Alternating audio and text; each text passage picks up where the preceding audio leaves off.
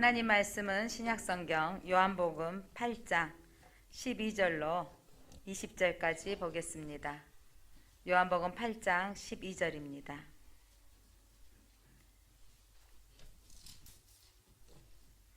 예수께서 또 말씀하여 이르시되 나는 세상의 빛이니 나를 따르는 자는 어둠에 다니지 아니하고 생명의 빛을 얻으리라. 바리새인들이 이르되 너가 너를 위하여 증언하니 내 증언은 참되지 아니하도다. 예수께서 대답하여 이르시되 내가 나를 위하여 증언하여도 내 증언이 참되니 나는 내가 어디서 오며 어디로 가는 것을 알거니와 너희는 내가 어디서 오며 어디로 가는 것을 알지 못하느니라. 너희는 육체를 따라 판단하나 나는 아무도 판단하지 아니하노라. 만일 내가 판단하여도 내 판단이 참되니 이는 내가 혼자 있는 것이 아니요 나를 보내신 이가 나와 함께 계심이라.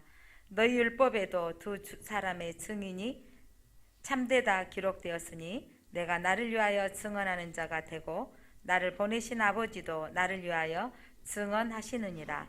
이에 그들이 묻되 내 아버지가 어디 있느냐? 예수께서 대답하시되 너희는 나를 알지 못하고 내 아버지도 알지 못하는도다. 나를 알았더라면 내 아버지도 알았으리라. 이 말씀은 성전에서 가르치실 때에 헌금함 앞에서 하였으나 잡는 사람이 없으니 이는 그의 때가 아직 이르지 아니하였음이로라. 아멘. 빛이 있으라. 코로나 시대에 저희들은 늘 이렇게 두려움이 있습니다. 한국에 500명 이상 계속 확진자가 늘어나고 있고 이런 염려 가운데 있고 한국만이 아니라 세계는 지금 코로나로 지금 모두가 두려워하고 염려 가운데 있습니다. 유럽에서는 사람들이 밖에 다니지를 못하게 한다 이렇게 하고 있죠. 그런데도 추수감사절 미국에서 그런 중에도 코로나보다 더 중요한 건 예배다. 그래서 추수감사절 예배는 드려야 된다. 코로나보다 더 중요한 건 성탄절이다. 성탄절에는 이동을 허락해야 된다. 믿음의 국가들답게 그렇게 또 하지만 그 두려움은 우리 모든 사회에 지금 그 죽음의 이 그늘에 사람들은 두려워하고 있습니다. 세상은 미래에 대한 희망을 말하기보다는 다 절망을 내치고 있습니다. 지구의 온난화로 지구는 머지않아 점점 북극과 남극은 녹아내려가서 엄청난 재난이 올 것이다. 각처의 기근들, 기아로 인하여서 질병으로 아우성하는 사람들이 많이 있습니다. 세상은 갈수록 또한 음란해져 가고 있습니다. 다행히 코로나 시대에 이 인터넷 시대에 그래도 예배할 수 있어서 다행이다라는 측면도 있지만 또한 그 인터넷으로 인한 음란물 사이트는 많은 사람들을 죄악으로 유혹하고 있습니다. 그를 방지할 수 있는 방법들이 없어서 청소년들의 부모들은 안타까워하고 있습니다. 이탈리아의 파르토가 20대 8칙 법칙을 발견을 했습니다. 20대 80 여러분 많이 들어보셨죠? 20%의 사람이 80%의 재산을 독점하고 있다. 20%의 사람이 세상을 지배하고 있다. 그리고 세상에 많은 사람들이 있는데 20%의 사람이 먹고 사는 문제가 없고요. 80%는 먹고 사는 문제 때문에 고통당하고 있다는 것입니다. 자, 세상은 이렇게 우리나라도 마찬가지지만 이 백화점이나 마트에 사람들이 많이 가죠. 그런데 내가 필요한 물건 뭐 사장지 이 정도 사는 사람 말고 많이 사는 사람들, 그러니까 어떤 그 마트든 백화점이든 그 손님 중에 20%가 그들의 매출량을 결정하고 있다는 거예요. 우리나라도 세금을 20%가 내고 80%가 혜택을 받고 있다고 하죠. 그래서 20대 80 법칙, 이게 참 절망적인 소식입니다. 서울과 경기 지역은 주택난이 심해서 아파트값 전세비가 1년에 몇 억씩, 아파트값은 뭐 갑자기 몇십억씩. 지난번 방송에 보니까 강남의 어떤 아파트가 재개발이 발표되어지는 순간 평상시에 65억이었던 아파트가 극억이 세서 갑자기 56억이 올랐대요. 100억이 넘는 아파트. 이런 시대에 우리는 상대적 박탈감을 느끼죠. 그러면서 우리는 세상을 향하여서 절망을 외칩니다. 그런데 그때 예수님이 계셨던 그때 시절에도 세상은 절망이었습니다. 예수님이 계셨던 그 시대는 이스라엘은 로마의 지배하에 있었습니다. 세상 그렇게 절망 가운데 있을 때 예수님이 오셔서 희망을 외치십니다. 외치시는 그 희망이 오늘 본문의 말씀 중에 하나입니다. 지난주에는 나는 생수다. 생수의 강이 흘러넘쳐서 살아나서 회복시켜야 된다. 라는 것처럼 오늘 예수님은 나는 세상의 빛이다고 외치는데 이 외침은 오늘날 우리의 두려움, 이 코로나로 두려움 속에 있는 우리들에게 예수님께서 외치시는 메시지인 것 같습니다. 나는 세상의 빛이다 라고 외쳤는데 이 뜻은 왜 예수님께서 세상의 빛이라고 하셨을까? 여기다가 예수님이 여기다가 빛을 달고 다니는 것도 아니는데 왜 빛이라고 하셨을까? 왜냐하면 빛이라고 하셨던 뜻은 이 세상은 어둠의 세상이라는 의미입니다. 어둠에는 빛이 필요합니다. 깜깜하면 여러분 어떻게 해야 돼요? 불을 켜야 되는 거잖아요. 이 어두운 세상이기 때문에, 절망의 세상이기 때문에, 희망이 안 보이기 때문에 빛이 필요한 거죠. 그래서 예수님께서는 이 세상에 빛이 필요하다. 바로 나다. 내가 빛이다라고 선언합니다. 사람들은요, 인류의 종말이 있다, 심판이 있다라는 말을 아주 듣기 싫어합니다. 그리고 천국이 있단 말은 고개를 끄덕끄덕 하는데 지옥이 있다고 그러면 듣기 싫어합니다. 하나님의 아들 예수 그리스도를 믿어야 천국 갈 수 있습니다 라고 말하면 그 말도 듣기를 싫어합니다. 그렇다면 사람들은 자기가 듣고 싶어하는 말만을 듣고 하죠. 그런데도 여러분, 우리는 개인의 종말, 우리 개인의 인생에 태어날 때가 있으면 죽을 때가 있다라는 것을 부인할 수 없는 거죠. 인생의 개인의 종말이 있는 것처럼 인류의 종말도 있다는 것을 믿으시기를 바랍니다. 마지막 때 주님은 다시 오십니다. 그의 심판의 날에 우리는 믿음의 사람은 구원의 날인 걸 믿으시기를 바랍니다. 그런데 하나님을 모르는, 예수 그리스도를 믿지 않는 사람들은요, 그 말을 듣기 싫어해요. 왜냐하면 죄의 특징, 사람들이 죄를 범하였음에 죄인이라고 말하면 싫어해요. 내가 무슨 죄를 지었다고. 나는 교통법규도 정확히 지킨 사람이야. 나는 세금도 잘 내고 있고 남의 거 물건 도둑질한 적도 없어. 저 잘 나가는 저 사람들, 세금 착취하는 그 사람들과 달라, 이렇게 말하는 사람들 참 많이 있습니다. 사랑하는 성도 여러분, 죄의 특징이 하나가 뭔지 아세요? 죄를 짓는데 죄인인 걸 모르는 거예요. 지난번에 그 N방 그 청년 봐보세요. 그냥 고개 뻗어씩 들고 이러고 있잖아요. 또 뭐 연락해서 이렇게 깁스도 해놨기도 하겠지만 처음에 얼굴 당당히 들고 있어요. 그 청년의 내면의 세계는 여러분 뭐라고 생각한 줄 아세요? 재수 없어 걸렸다 생각해요. 내가 죄 지었다 생각하는 게 아니고 재수 없어서 걸렸다고 생각해요. 많은 사람들은요, 죄를 지었을 때 내가 교통법규에 걸려도 뭐라 그래요? 저도 가끔 아이고 오늘 운이 없었네. 내가 운이 좋았다면 안 걸렸을 건데. 여러분, 근데 우리는 교통법규잖아요. 우리가 서로 이해한다 막 하지만 별반 다를 거 없지만 그 큰 죄를 지은 사람일수록 뭐라고 말하는 줄 아세요? 내가 재수 없어서 걸렸다고 생각한다니까요. 나 말고 다른 사람 다 하고 있는데 왜 나한테만 이러느냐는 거죠. 죄를 죄인지도 모르고, 그리고 나만 잡아들이지 말고 다 잡아야 되지 않겠냐, 이런 사람이 있다니까요. 언젠가 제가 한 15년 전, 20년 전인 것 같아요. 저기 신가동에 살았을 때였으니까. 그때인데, 운남동에 살았을 때.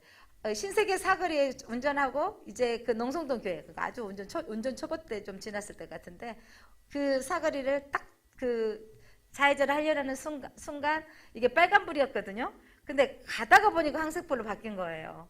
근데 여기 경찰이 딱 서 있어 저를 잡는 거죠. 그러니까 제가 이랬죠. 출발할 때는 빨간불이었거든요. 아니, 파란불이었거든요. 가다가 바뀌었는데 이해해 주셔야 되지 않겠어요? 그랬더니 이해 못한다고. 저 아저씨 좀 보라고. 자기가 지금 이렇게 애기 엄마처럼 걸렸다가 나 같은 사람 안 잡으면 너 가만히 안 놔둬? 안 가고 차 세워놓고 지금 기다리고 있대. 억울해 죽겠대. 왜? 나 억울한데 왜 나만 잡아? 너 오늘 계속 지켜볼 거야? 그래서 그분이 봐줄 수도 없는 상황인 거예요. 그런 사람은 세상에 왕왕 많이 있어요. 세상은 죄를 짓고도 자기가 죄인이라는 것을 모르는 거예요. 재수 없어서 운 나빠서 걸렸다고 생각한다니까요. 세상은 이렇게 어둠입니다. 예수님을 싫어하는 것은 세상을 향하여서 악하다, 죄인이다 라고 말하기 때문에 싫어한다고 지난주 말씀드렸잖아요. 그래서 여러분 왜 세상은 어둠이냐면 세상은요 어두울수록 진리를 싫어해요. 어두운 세상일수록 정직이 없는 세상입니다. 여러분 정직하게 살라 그러면 이러죠. 그렇게 살다간 출세도 못해. 적당히 눈 감아주고 적당히 줄 잘 서야 돼. 이렇게 말한다니까요. 세상은 의가 없습니다. 공의롭지 않죠. 그러니까 검찰청의 이 사건들이 저는 무슨 내용인지 잘 모르는데 하여간 서로 지적하는 것이죠. 근데 그 정치인들은요 밤새워 또 찾고 또 찾아서 뭐만 찾아내던가요? 그 집안의 모든 영역을 다 검사하고 학벌 정사하고 논문, 하여간 그 논문 읽어서 비교 분석하려면 얼마나 머리 아플까 모르겠어요. 논문 검사해서 틀렸다 잘못했다 쟤만 지적하고 너는 잘못이다 이런 거죠. 근데 딱 역지사지로 다음에 바꿔지니까 어떻게 되던가요? 자기가 또 걸려갖고 또 이렇게 또 하고 있는 거 보면 우리가 우습죠. 그러면서 너는 죄인이다, 너는 죄인이 잘못됐다고 지적하는 게 세상입니다. 그래서 세상은 어둠입니다. 우리가 사는 세상에도 우리가 공평하지 못한 세상 속에 살고 있죠. 그러면서 이 세상에 우리는 희망이 없다. 우리 자녀들 세상에는 어떻게 할 것인가. 이제 그 지방 대학들은요, 여러분 학생들을 모집하는데 수가 줄어서 학생들에게 뭘 준다? 공약 중에 하나가 납부금 면제뿐만 아니라 태블릿을 준다. 뭐 이런 학교도 생겼어요. 이것들을 주면 학생을 유치할 수 있는 세상이 돼버려가는 거죠. 인구수는 줄어가고 지방대학은 더 축소되어져 가고 안 되니까 교수님들이 학생들을 모시러 다니는 시대가 됐어요. 자, 이런 시대에 우리가 세상은 공평하지 못하고 정의롭지 못하고 의가 없는 세상이라고 우리가 보고 있는데 오늘 예수님은 나는 세상의 빛이다. 어둡기 때문에 빛이 필요하다고 말씀하십니다. 이 어두운 세상에 빛이 있어야 너희가 살 수 있다고 말씀하시는 것입니다. 그렇다면 예수님이 자신이 빛이라고 외치는 것은 스스로 내가 빛이다라고 설명하고 계시는 거예요. 왜냐하면 사람은 이해할 수 없지만 요한복음에서는 계속해서 빛이신 예수님에서 설명하시는데 요한복음 1장 4절 말씀 보니까 1장 4절 그 안에 생명이 있었으니 이 생명은 사람들의 빛이니라. 예수님 안에 뭐가 있다고요? 생명이 있다는 거예요. 이 생명은 바로 사람들의 빛이라는 거죠. 생명이 들어가야 빛이 나오는 거예요. 자, 요한복음 3장 19절을 보니까 빛이 세상에 왔으되 사람들이 자기 행위가 악함으로 빛보다 어둠을 더 사랑하는 것이라. 여러분 세상의 사람들이 아까 나 재수 없어서 걸렸다고 말하는, 그리고 빛을 싫어하고 천국이 있다는 소식을 싫어하는 것은 그들이 어둠을 더 사랑하기 때문입니다. 이렇게 살아야 돼. 줄을 잘 서야 되고 그래야 세상은 그렇게 살 수밖에 없어라고 말하는, 그렇게 어두워진 이 세상 가운데 우리가 있어야 될 이유가 무엇인지. 자, 이런 세상 가운데 예수님이 자신이 빛이라고 선언하는 것은 빛이 있어야 살기 때문입니다.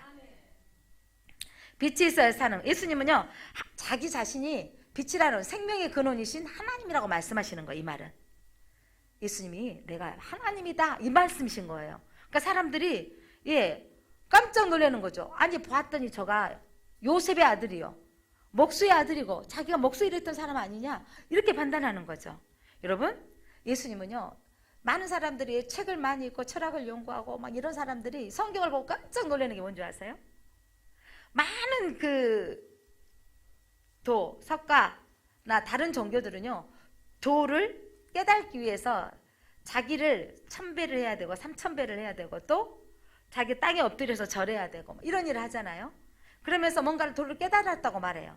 내가 버려두고 산속에 들어가서 깊이 묵상했더니 도를 깨달았다라고 하고 도를 가리킵니다. 그런데 예수님은요 내가 진리다고 말해버려요. 여러분 여기서 큰 차이가 있는 거예요.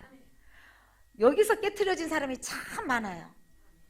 다른 사람은 내가 열심히 해서 뭔가를 해서 깨달았다고 하는데 예수님은 뭔가 했다고 하지 않으시고 딱 나타나시더니 내가 빛이다, 내가 생명의 빛이다, 내가 길이다, 내가 진리다, 내가 생명의 떡이다 라고 선언해버리는 거예요. 많은 사람들이 이 성경을 묵상하다가 여기서 읽다가 무너지는 사람들이 많아요. 사람들은 진리를 찾아 헤매거든요. 그리고 그것들을 깨달았다, 증문즉답, 뭐 그 스님 앞에 서가지고 결혼도 안 한 사람한테 결혼 상담하고 막 물어보니까 저도 한번 질문을 들어 답변을 받아 해보니까 참 이치적으로 합당한 말을 참 잘해요. 여러분 세상의 진리가 여러분 그 도가 다 틀린 거 아니에요. 비슷한 게 너무 많아요. 우리 성경에서 말하는 것처럼 우리 교회에서도 기독교에서도 선을 추구합니다. 기독교에서도 여러분 그 자비를 추구하죠. 이렇기 때문에 비슷한 게 참 많은데 중요한 건 여러분 육적인 삶으로 선을 추구하고 자비를 추구하고 이런 삶들이 비슷한 것 같지만 다름이 있는 거예요. 우리 인생에게 여러분 이 다름이 있다는 걸 여러분 아시기를 바랍니다. 생명의 근원이 다른 거예요. 그들은 땅에서 살다가 그들의 나름대로 천국 간다 하지만 여러분 불교의 종교의 그 이론으로는 천국 갈 수 있어요? 없어요? 역대 한 명도 못 가요. 지금까지. 불교 이론으로는요. 천국에 갈 수 없는 이론이에요. 이슬람의 이론으로는요. 다른 사람을 죽여야 천국 가는 이론이에요. 주님은 우리가 죽어야 된다 그러십니다. 세상의 다른 진리는 여러분 진리인 것 같지만 사실은 사람을 죽이고 가는 천국? 테러를 해서 가야 되고 그런 행위를 강조하는 천국이라는 거죠.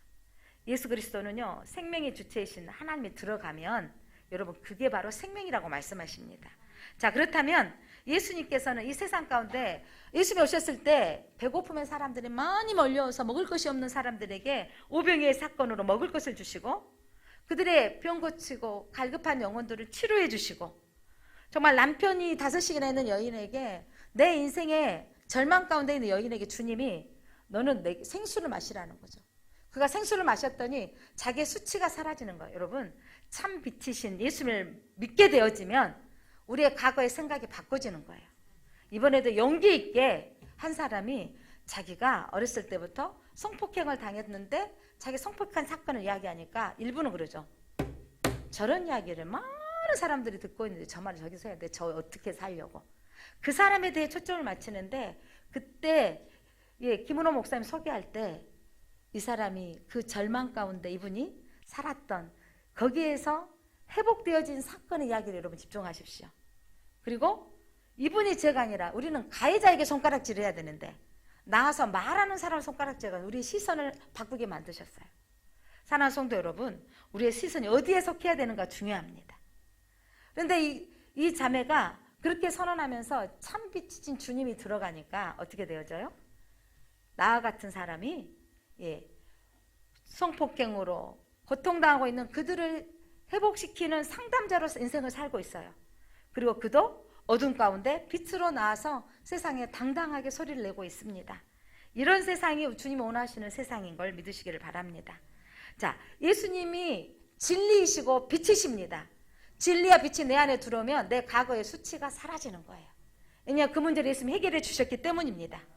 예수님이 진짜 참빛이 내려오면 나에게 들어오면 나가 말하고 싶지 않았던 나 못 배웠어요. 이 말이 그냥 하는데 괜찮아져요. 그런데 주님이 내 말씀에 지혜를 주셔서 깨닫게 해주시는 거. 여러분 박사라고 성경 말씀이 이해되는 게 아니더라고요. 믿어지는 게 아니더라고요.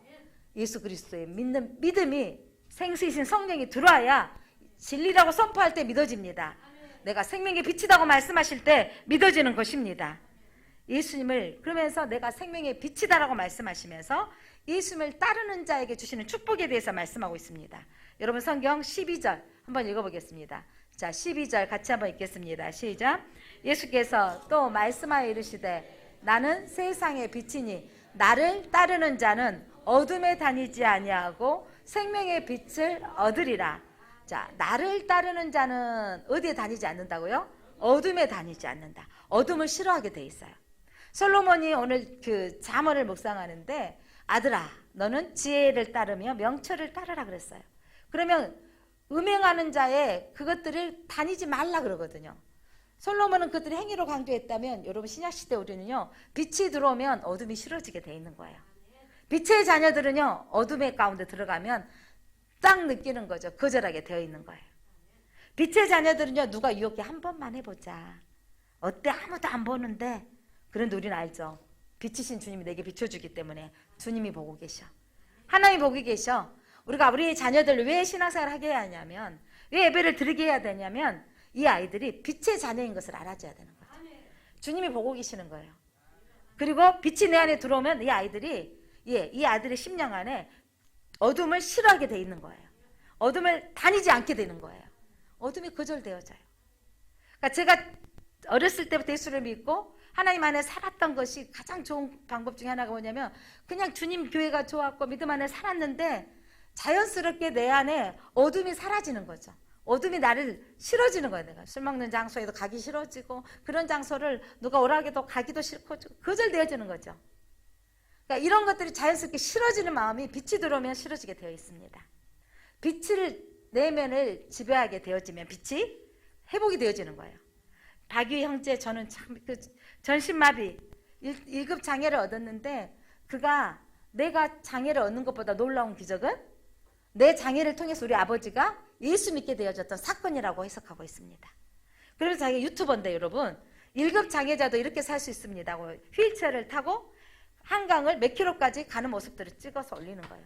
장애자도 이렇게 세상에 나가 살 수 있습니다. 저는 이렇게 살고 있습니다라고 알려주면서 세상에 여러 사람들에게 희망을 주고 있고 소망을 주고 있는 거죠.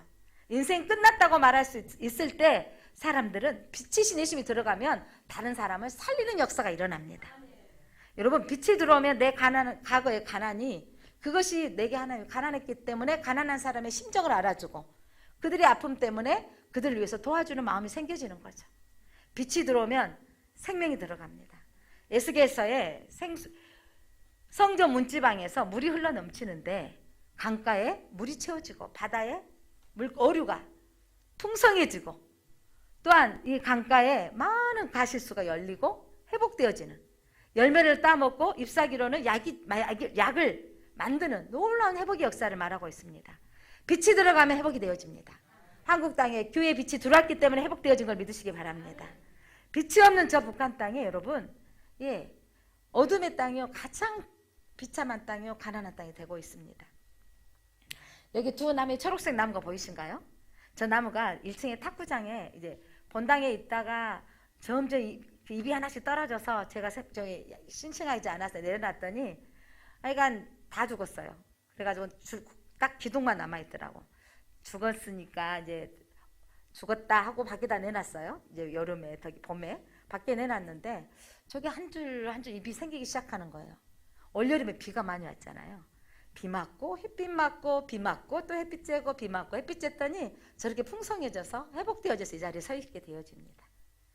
자, 빛은요 여러분 생수는요 예수님이 말씀하신 것은 빛이다 생수다 라고 말씀하신 이유가 뭐냐면 생명의 근원이다 라고 말씀하시는 거예요. 그러니까 빛이신 예수님을 마음에 영접하면 회복되어지게 돼 있어요. 문제 속에 빠지지 아니하고 문제 속에 나와서 그 문제를 통한 하나님의 방법대로 해석할 수 있는 눈이 떠지는 것입니다. 여러분 문제를 해석하는 능력이 중요하다는 걸 자꾸 말씀드립니다. 자, 두 번째로 예수님을 따르는 자, 빛에 거하는 자는 어둠에 다니지 아니하고 두 번째로는요 생명의 축복을 받는다라고 말씀하고 있습니다. 자, 12절 보니까 생명의 축복을 받는다라고 했어요. 자, 여러분 생명의 축복을 받는데 태초에 하나님이 천지를 창조하시는데 무엇으로 창조하셨습니까? 말씀으로 창조하셨습니다. 뚝뚝 망치로 때리지 아니하시고 손으로 지어서 만드신 게 아니고 최초로 창조하신 게 뭐였어요? 빛이 있으라 라고 한 거예요. 그 빛이 있으라고 선언했을 때 세상은 어떤 상황이라고 말하고 있어요? 세상은 공허하고 세상은 혼돈하고 세상은 어둠이었어요. 그러니까 세상 자체는 공허, 혼돈, 어둠은요 세상은 혼돈, 어지럽고 공허하고 뭐예요? 텅 비어있는 것 같고 강한 어둠, 세상 자체는요 딱 창조 전에 있던 세상과 지금 세상이 같아요. 목사님 빌딩에 가득하고 잘 사는데요 그러나 그 속의 질서는요 혼돈과 어둠과 절망 가운데 있는 것입니다. 그런데 여러분 그 세상 가운데 하나님께서 첫째로 하신 게 뭐냐면 창조의 핵심은요 빛이에요. 빛이 있으라. 바로 이 빛은 생명을 가리키는 것입니다. 빛이 들어가야 성장이 있습니다. 성장하게 되어지면 다시 살아나는 부활의 역사가 나타나는 것입니다. 사랑하는 성도 여러분, 빛이 들어가면 살아납니다. 우리 생명, 우리 사람들에게 인간에게는요 동물적 생명이 있어요. 사람이 죽으면 혼이 떠났다고 합니다. 혼이 떠나는 순간 우리 육체는요 급격하게 썩어가요. 그래서 이 혼이 떠나는 이 동물적 생명이 있고요. 또한 사람에게는요 영혼이 있어요. 하나님의 생명이 있습니다. 제가 신학교를 갔을 때 조직신학을 가르치는 교수 목사님이 처음에 질문하신 내용을 지금도 잊지 못해요. 하나님께서 태초에 천지를 창조하셨고 아담과 하와를 만드셨는데 선악과를 따먹으면 정령 죽으리라 하셨는데 아담과 하와가 죽었나요? 살았나요? 우리가 뭐라 그랬겠어요? 살았습니다. 그러면 하나님의 말씀이 틀렸네? 먹었으면 어떻게 한다고 그랬는데? 죽는다 그랬는데 살았네? 하나님의 말씀이 틀렸습니다. 이거 여러분들은 어떻게 생각합니까? 아무도 대답할 수가 없었어. 여러분은 어떻게 생각하세요?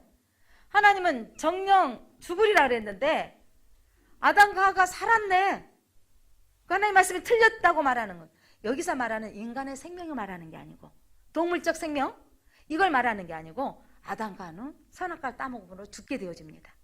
하나님과 연결되어져 있는 아담아 어디 있느냐? 예수님 하나님과 직접 대화할 수 있고 하나님의 영이 그들의 안에 하나님이 흙으로 사람을 지으사 그 코에 생기를 넣어주셔서 생명이 되어졌더라. 여러분 아담과 하와는 하나님과 교제할 수 있는 능력이 있는 사람들이었어요. 그런데 하나님과 단절되어지는 거예요. 성도들은 예수 그리스도 영접하면 이 단절되어진 게 연결되어지는 걸 믿으시기 바랍니다. 세상의 사람들은요 다 살아있는 것 같아요. 육체의 생명, 동물학적 생명은 살아있습니다. 그러나 영적인 생명이 죽어있는 걸 믿으시기를 바랍니다. 빛이신 예수를 믿어야 영적인 생명이 들어갑니다. 세상은 저주와 절망과 죄와 우울과 무기력합니다. 세상이 재미없습니까? 비전이 없습니까? 이렇게 살다가 내 노년 어떻게 될 것인가 걱정이 되시지는 않습니까? 난 이러다가 직장은 취직이 될란가 안 될란가 모르겠다. 이런 절망 가운데 있지는 않습니까? 나는 결혼할 수 있을런지 내 자녀들은 결혼이 되어질런지 이런 두려움에 있지는 않습니까? 여러분 이것들은 세상에 속한 마음들인데 그 안에 생명의 빛이 들어가면 결혼을 해도 안 해도 생명이 있는 것입니다. 하나님이 살아갈 목적이 있다는 것을 우리에게 알게 해주시기 때문입니다. 사랑하는 성도 여러분 빛이 들어가야 살아납니다. 빛이 들어가면 저주 가운데 절망 가운데 살 소망을 붙드는 거예요. 어떻게 그 처절한 상황 가운데 희망을 붙들 수 있는 거예요? 인생의 문제를 내 문제 속에서 이 문제 속에서 하나님이 하실 일은 무엇입니까? 하나님 이것을 통해서 하나님 해야 될 일이 무엇입니까를 찾아가는 것이 하나님께서 우리에게 통해서 생명을 주시는 은혜입니다. 사랑하는 성도 여러분 오늘 또 나는 생명의 빛이다. 절망하고 있는 여러분들 가운데 소망이 없는 여러분들 가운데 이 생명의 빛을 따르라고 말씀하십니다. 예수님께 그렇게 말씀하셨더니 바리새인들이 반박을 합니다. 13절 이번에 성경 13절 읽어보세요. 이 말했더니 바리새인들이 돼 너를 위하여 증언하니 너의 증언은 참되지 아니하도다. 야 바리새인은 네가 빛이라고? 그 말은 네가 하는 게 아니고 다른 사람이 해줘야 돼. 이런 거 있잖아요. 제가 참 말씀대로 살고 있어요. 이러면 어떻게 교만하게 보이지 않겠어요? 여러분들이 우리 목사님이 말씀대로 살려고 애를 쓰세요. 누군가가 말해주면 제가 막 많은 사람 앞에 나가서 제가요 설교를 아주 잘해요. 이래야 되게 하는 거 보세요. 여러분들이 우리 교회 목사님 설교 한번 들어보세요. 아주 잘해요. 이랬을 때 이런 말이잖아. 너가 빛이라고 하면 되겠니? 다른 사람들이 말해줘야지 참되지. 너 잘난 척하는 거야? 네가 어떻게 빛이야? 이런 표현인 거죠. 13절에 너가 너를 위하여 증언하니 네 자신이 너를 말하는 것은 참되지 않다. 그들은 이론 그들이 갖추고 있던 이론을 이렇게 말하는 거죠. 그때 예수님이 뭐라고 말씀하시는데 자 예수님의 답변 너무 멋집니다. 이해하기 어렵습니다. 이거는 믿음으로 해석이 되어져야 돼요. 예수님이 뭐라고 하셨는지 자 14절 이 말씀에 예수님께서 참되지 않다 네가 스스로 말하는 것은 그랬더니 예수님이 이렇게 대답하십니다. 같이 읽어봅니다. 시작. 예수께서 대답하여 이르시되 내가 나를 위하여 증언하여도 내 증언이 참되니 나는 내가 어디서 오며 어디로 가는 것을 알거니와 너희는 내가 어디서 오며 어디로 가는 것을 알지 못하느니라. 이해가 되셨어요? 이해되십니까? 내가 나를 증언해도 나는 이 증언은 내가 빛이다고 말하는 것은 이 참되다, 참 진리다라는 말이에요. 왜냐하면 나는 내가 어디서 왔다, 어디로 가는 것을 안다라는 거예요. 인생은요, 여러분 많은 철학자, 역사 이래 철학자들은 이것이 질문이에요. 인생은 어디서 왔다가 어디로 가는 건가? 그것이 문제로다. 이게 답을 인류는 찾았을까요? 못 찾았을까요? 찾았어요? 못 찾았어요? 예수님 밖에 있는 사람은 찾지 못해요. 인생을 어디서 왔다가 우연히 왔다가 한 점 흙으로 돌아가는 거? 이렇게 말할 수는 있겠지만 여러분, 한 점 흙으로 돌아가는 거 끝나는 인생이면 저 여러분이 가장 불쌍한 사람이 되는 거라는 거예요. 사람들은 답을 찾지 못해요. 그런데 예수님이 뭐라고 하셨냐면, 여러분 철학을 공부하고 이것 때문에 고민한 사람들 이거 보고 깜짝 놀란다니까. 여러분은 그냥 여러분 성경이 보니까 뭔 말인지 모르겠는데 그냥 예수님이 하셨네, 이 정도가 아니라니까요. 예수님은 답을 아셨어요. 어디서 오며 어디로 가는지 안다. 나는 내가 누구인지 안다라는 거예요. 여러분이 누구인지를 아는 게 인생의 목적이에요. 예수님은 내가 누군지 안다. 나는 하나님으로부터 왔다. 난 하나님께로 돌아간다. 나는 곧 하나님이다, 이 말이에요. 이런 말을 하나님이 하실 수 있다니까요. 그런데 이성으로, 그들의 지식으로 그 사람들은 예수님을 향해서 반박하는 거죠. 너가 누구간데 네 스스로 너를 참되다고 하느냐? 예수님은요, 나가 누군지 안다라는 거예요. 그분을 따르시렵니까? 아니면 스스로 해탈하고 가라. 나도 내 길 찾느라고 어려웠다. 그런 신을 찾아가려는입니까? 답을 알려주는 신을 만났다는 인생이 여러분이 가장 복 있는 거예요. 여러분, 우리의 인생이 그냥 우리가 흙수저로 태어났고 그 시절에 내가 많이 못 배웠고 그랬을지 모르겠지만 여러분, 가장 중요한 건 어떤 신을 만나느냐가 진짜 중요해요. 인간의 목숨이 가지고 있는 동물적 이 목숨으로 끝나는 게 아니고 우리 죽음의 영혼의 문제가 세상의 질문이기 때문입니다. 어디서 왔다가 어디로 가는 인생이 모르는데 어디로 가는 거가 예수 그리스도가 결정해 주시기 때문입니다. 그래서 예수님께서 다음 말씀하시는데 15절 16절 읽어보세요. 하여간 이건 철학적인 대답이에요. 자, 16절 15절 철학이 아니라 예수님의 생명의 말씀입니다. 15절 16절 시작. 너희는 육체를 따라 판단하나 나는 아무도 판단하지 아니하노라.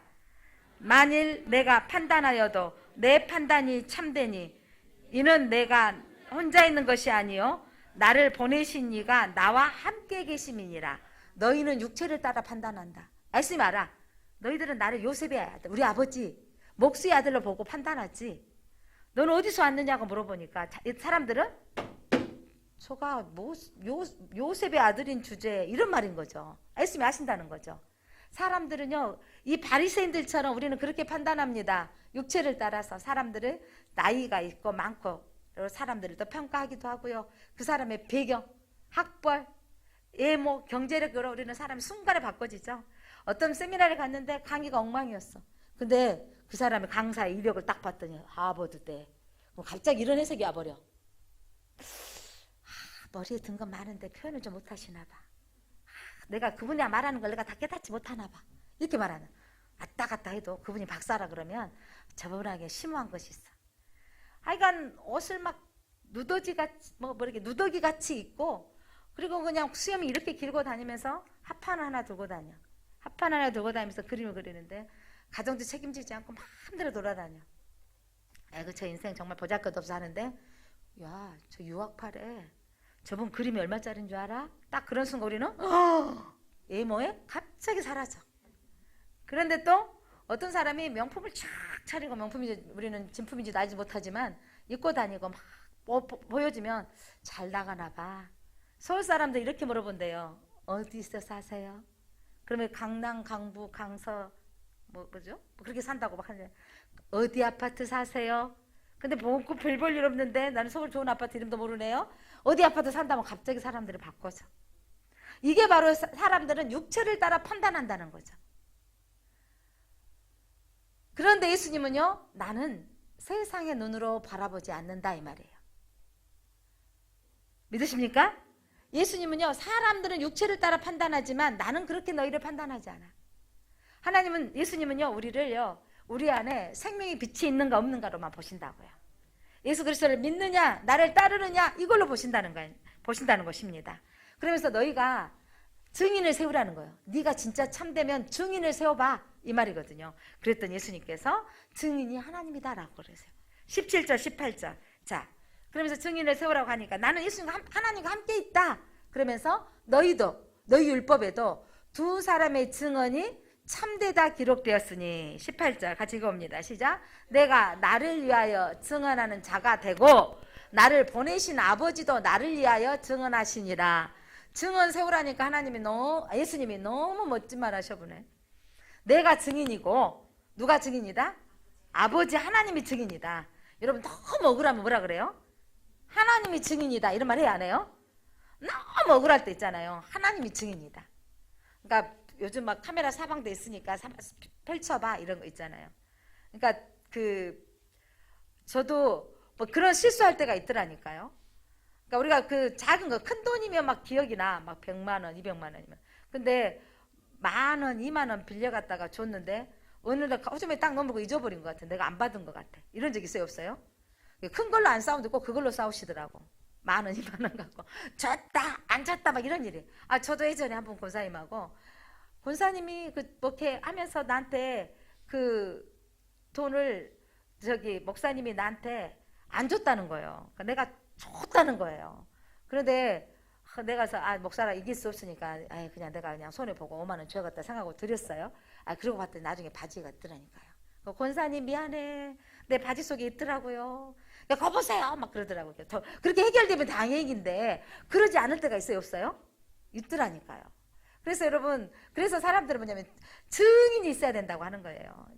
이 바리새인들이 증인을 세워라 그랬더니 예수님은요, 증인 필요 없어. 누가 증인이다? 내가 증인이다. 왜냐면 내가 하나님이다. 그리고 누가 증인이다? 나를 보내신 아버지가 증인이다. 나는 곧 아버지가 하는 일을 하기 때문이다 이 말이에요. 너희 율법대로 내가 증인 둘 세울게. 너희 증인 둘 세우면 해결되거든요. 그러니까 내가 증인이고 아버지 하나님이 증인이다 그랬더니 이들이 이해가 되겠어요? 19절 그들이 말하기를 이렇게 물어봅니다. 바리새인 질문이 너의 아버지가 어디 있냐? 아버지가 증인이라니까. 네 아버지는 지금 어디 있다? 갈릴리에 있지 않느냐 이 말이에요. 네 아버지가 어디 있냐? 이랬더니 예수께서 대답하시되 너희는 나를 알지 못하고 내 아버지도 알지 못하도다. 나를 알았더라면 내 아버지도 알았으리라. 예수님이 너희가 내가 하는 일을 보면 아버지를 알아야 돼요. 자녀들 잘 키워놓으면 이러잖아요. 아이고 지 아버지 외모만 닮아 꼭 닮았어 이러는데 어쩔 때는 목소리도 같죠? 목소리도 여보세요 하면 내가 잘 모르겠다니까. 우리 아버지하고 배철호 집사님이 여보세요 하면 이게 오빠인지 오빠예요? 아버지예요? 이게 잘 안 될 때가 있어. 그게 똑같을 때가 있다니까요. 자, 그런데 예수님은요 하나님이 하실 일을 예수님이 하신다는 거죠. 오병이의 사건은요 하나님께 가능하시죠. 물 위를 걸은 거 보면 모르겠니 너희들? 내가 신이니까 걷지 어떻게 걷겠어. 죽은 자를 살려낸 거 보면 모르겠니? 내가 하나님이 하는 일을 내가 하고 있지 않니? 나를 알면 하나님을 아는 거야 라고 말씀하시는 거죠. 근데 사람들은 육으로 해석하기니까 이해가 돼요 안 돼요? 성경은 육으로 해석하면 믿어질 수가 없는 거죠. 성경은 믿음으로 해석해야 됩니다. 그래서 예수님께서 나를 알았더라면 내 아버지도 알았으리라. 여기 가니까 여러분들이 지금 마음이 흐트러져. 바리새인들과 똑같죠. 왜냐하면 이해가 안 되지고 있어 지금. 이 말은 뭐냐면 예수님이 하신 일을 보면 아버지도 알아야 된다 이 말씀이라니까요. 왜냐하면 예수님의 삶은 하나님과 동행을 보여주는 삶이에요. 예수님이 하나님과 함께하지 않냐면 그렇게 하실 수 없기 때문입니다. 그래서 예수님에게서 하나님을 보지 못하면 하나님을 알지 못한다 이 말이에요. 자, 이렇게 한번 선언해 보겠습니다. 예수님에게서 하나님을 보지 못하면 하나님을 알지 못한다.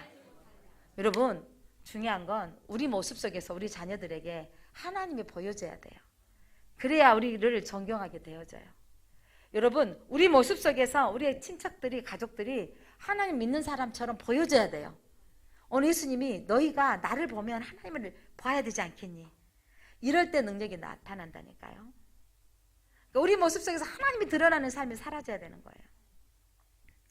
그러니까 그런데 때로는요 절망하고 슬플 때 그 모습도 일어나더라고요. 100주년 기념교회 목사님이 간증하는 내용에 이런 내용이 나와요. 이제 지금은 퇴임하셨는데 갑자기 또 이름이 생각 안 나네. 이재철 목사님. 이재철 목사님인데 그 목사님이 이런 가정을 하셨어요. 모태신앙입니다. 나는 모태신앙이고 예, 교회는 잘 다녔습니다. 그리고 믿음의 아내를 만나서 결혼했는데 직장생활 하다 보니까 거의 매일 술을 먹다시피 하고 집에 빨리 오는 나는 술 친구를 집에 데려와서 술을 마시기 시작했습니다. 술을 마셨습니다. 우리 아내가 한마디도 안 하고 술상을 차려놓고 심지어 저는 예, 술집에 아내를 데려와서 아내가 성악을 전공한 사람인데 와서 노래 부르라고 했습니다. 그러면 아내가 노래를 불러줬습니다. 난 우리 아내가 천사라고 생각했습니다.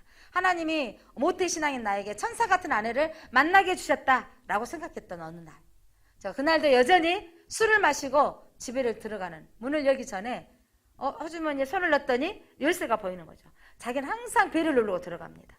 밤에 12시에 오든 1시에 오든 2시에 오든 아내에게 술상을 차리라고 아니 밥상을 차리라 밥을 먹고 자야 되는 사람이었습니다. 그래서 항상 열쇠가 필요 없는데 그날따라 손에 잡힌 열쇠를 한번 열고 들어갔더니 어머니 방에도 불이 꺼져 있고 동생들 방에도 불이 꺼져 있고 아내 안방에 들어갔더니 작은 불빛 스탠드에 아내가 일기를 쓰다가 엎져 자고 있는 모습을 보였다고. 그래서 그 일기장을 보았더니 오늘 또 그 서울 지역에서 막 시골까지 가는 어느 지역까지 나는 버스를 타고 갔다. 내가 이 사람하고 계속 살아야 될지 모르겠다. 죽고 싶다. 내 인생의 결혼 생활이 이럴 줄 날 몰랐다. 절망이다. 아무리 기도해도 남편은 변화가 없다. 근데 그때 머리가 쭈삣쭈삣 세우시면서 쇼킹하게 왔다는 거예요. 아내는 항상 나에게 잘해주고 늘 여전하게 해줬는데 스트레스 안 받는 아내로 생각했대요. 타고나기를 천사라고 생각했는데 우리 아내가 죽음을 생각했다는 거. 그러나 나가 하나님을 알기에 오늘도 죽지 못하고 돌아온다. 이런 이 아내의 일기를 보고 이재철 이 목사님이 그때 스파크가 일어난 거죠. 그러면서 내 아내가 내 행동 때문에 죽고 싶을 마음까지 괴로운 결혼 생활이었다는 것을 깨닫고 내가 죽을 놈이다라고 깨닫고 나면서 그때 예수 그리스도의 생명이 자기 안에 들어가서 신학생이 다시 신학을 공부하고 목회자로서 한국 사회에 엄청난 영향을 끼치는 목사님으로 지금 사역을 하고 있습니다. 사랑하는 성도 여러분, 그러면서 그분 메시지가 뭐였냐면 때로는 안 돌아오는 그 사건을 계속해서 기도하고 기도하다가 지쳐서 죽을 만큼 힘들었을 때 그래도 죽지 않고 견디고 있는 그 아내의 기도를 하나님이 들으셔서 어느 순간 나를 변화시켰던 것처럼 하나님께서는요 우리의 기도를 들으시는 걸 믿으시기를 바랍니다. 예, 그 영혼 안에 생명이 주님 안에 생명이 있기 때문에 죽지 못해 사는 것 같았지만 하나님께서 그 아내의 기도를 들으셔서 아내의 그 일기에 한 글을 보고 그의 인생은 변화됐다는 거. 끝까지 우리가 주님을 붙들고 있으면 하나님이 우리의 가정을 살리십니다. 회복시켜 주십니다. 그러면서 예수님께서 예, 내가 바로 누구다? 너희가 나를 알았더라면 아버지를 알을 것이다. 예수를 보면 하나님을 보아야 된다. 왜냐하면 예수님은 하나님과 동행을 했기 때문입니다. 그래서 예수님께서는요, 예, 그렇게 동행했던 예수님이 뭐라고 말씀하시냐면, 자, 예수님이 나를 보내시니가 나와 함께 하신다. 자, 29절 말씀 봐보세요. 예수님은 늘 어떤 일을 하셨는지 그 밑에 29절 같이 읽어봅니다. 시작. 나를 보내시니가 나와 함께 하시도다. 나는 항상 그가 기뻐하시는 일을 행함으로 나를 혼자 두지 아니하셨느니라. 여러분 우리 수능 이제 시험 보는 우리 학생들 우리 가정에도 2가정의 애들이 있습니다. 그리고 우리가 기도할 때 하나님 함께 해주셔서 떨리지 않게 하시고 지금까지 공부했던 거 정말 결과가 나오게 해주세요.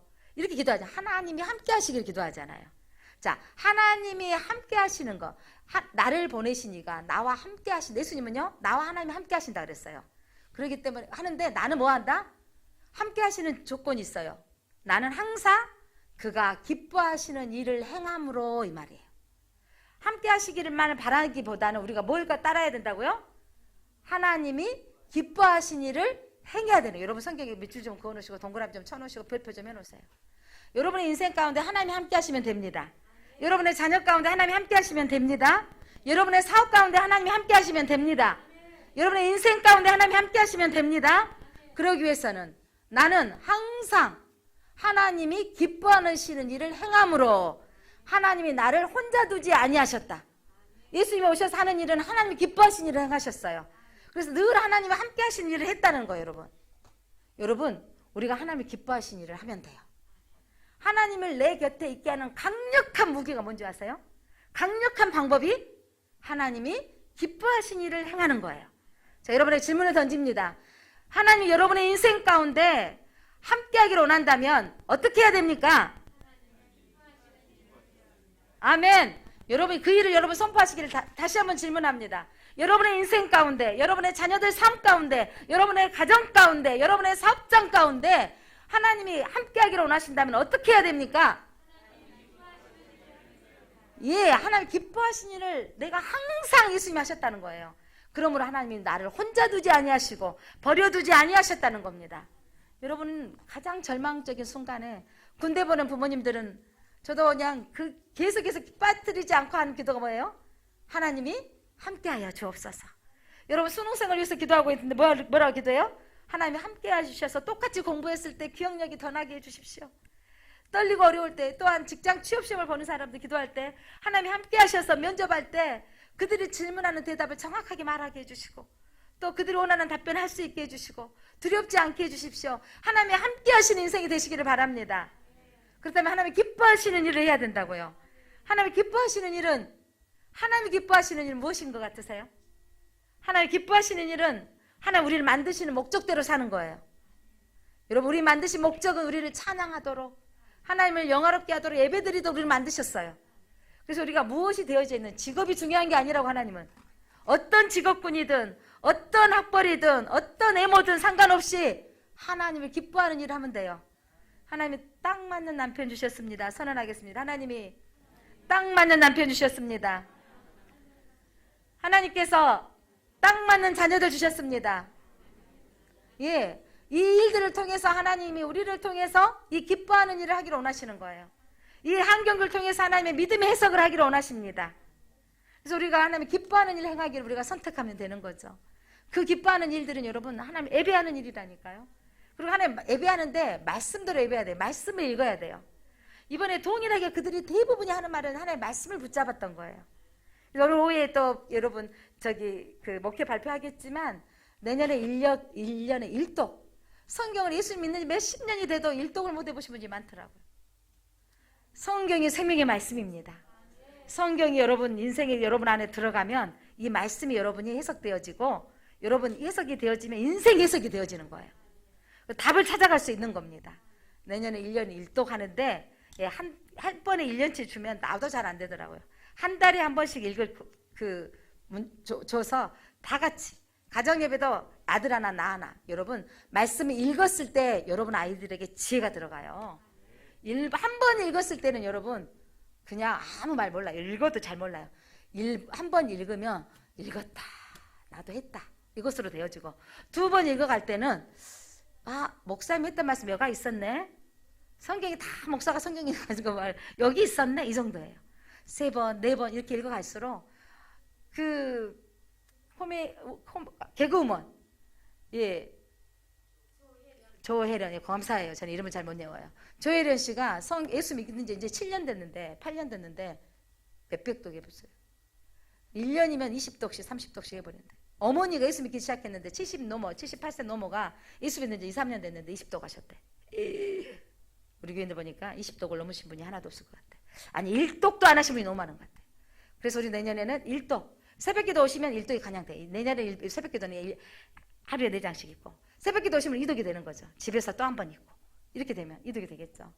성경이 여러분 생명의 빛이십니다. 성경은 믿는 자에게 생명의 책입니다. 생명이 들어가야 여러분의 인생이 회복이 되어집니다. 말씀은 여러분 예수님이십니다. 말씀이 곧 육신이 되어서 오신 분이 예수님이세요. 그 빛이 여러분 안에 들어간다는 말씀이 들어가야 돼요. 말씀이 들어가야 그 말씀 붙들고 살아갈 힘이 생겨지는 거죠. 그 빛이 내 안에 들어간다는 것은 말씀이 들어간다는 거예요. 그래서 예수님은요 세상의 빛이십니다. 그리고 우리의 삶의 빛이십니다. 여러분의 가정의 빛이십니다. 우리 교회의 빛이십니다.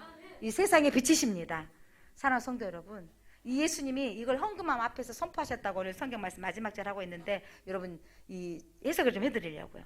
헌금 앞에서 예수님께 이 말씀을 성전에서 가르치셨다. 이 말은 헌금함의 여인의 뜰 성전 앞에 성전 안에 있지 않고 밖에 있었던 거거든요. 그러니까 사람들이 넣고 가는 걸 다 봤기 때문에 바리새인들이 뭐라 그래요?